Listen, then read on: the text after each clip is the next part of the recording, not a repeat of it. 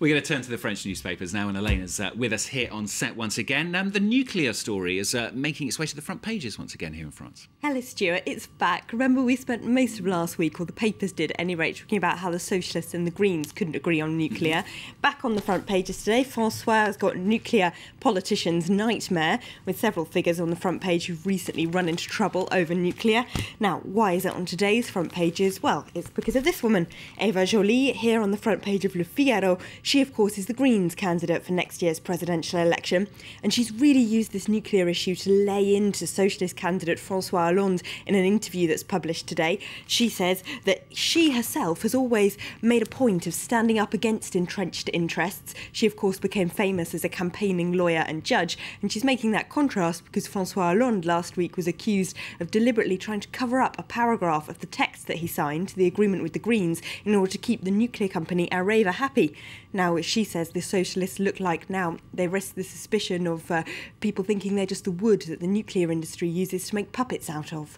And Nicolas Sarkozy, though, he seems to think that backing the nuclear industry is a good vote winner for him, doesn't he? Sarkozy goes into battle for nuclear. That's a headline today in Le Parisien. They reckon the president has decided it's a big vote winner, that people are more worried about their rising electricity bills and possible rising unemployment than they are about a Fukushima-style catastrophe. So he's decided to make this a central point of his election campaign. There are at least one group of people, though, who won't be supporting that. If we have a look at an article in Libération, they're talking about a train that's set to leave northern France for Germany today, carrying a cargo of highly radioactive waste. Now, that's set to be blocked by a large group of Greenpeace-based protesters. You might remember last year one of these trains was blocked by over 50,000 people demonstrating against it, mostly in Germany. So Libération reports that police are taking no chances this time. There's a huge police presence, and it's been banned to demonstrate anywhere near the railway line. Okay, we shall see if anything crops up during the day here on France 24.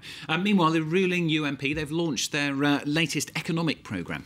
Yeah, they plan to scrap the 35-hour week, which of course was the key economic proposal of the last socialist government here in France.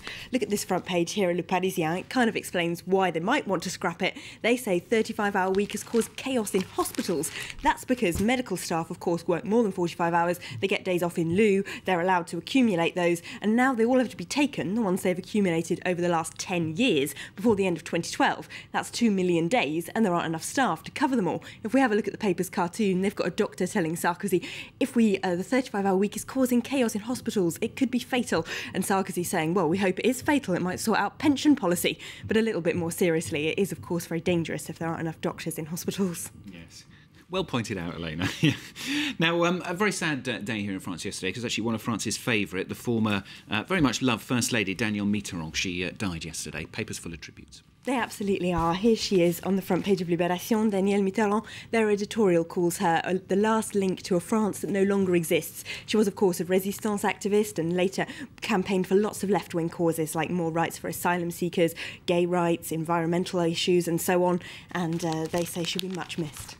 And finally, another elderly female celebrity, if that's one way you could describe her, I suppose. Back on France's front pages, Liliane Bettencourt. Yeah, France's richest woman is here. If we look at Le Monde's cartoon, remember a few months ago she lent her name to a campaign to encourage the rich to pay more tax. They're laughing at that now. They've got her with a placard saying, I want to pay more tax in Switzerland, Luxembourg and in the Cayman Islands. That's because some investigative journalism from the site Mediapart found out that she had 12 offshore bank accounts in several of those areas, including 2 in Singapore. If we have a look at Mediapart today, they're celebrating because thanks to some of their digging, the French tax authorities have got hold of those accounts and they're going to impose the highest possible penalty that they can on France's richest woman.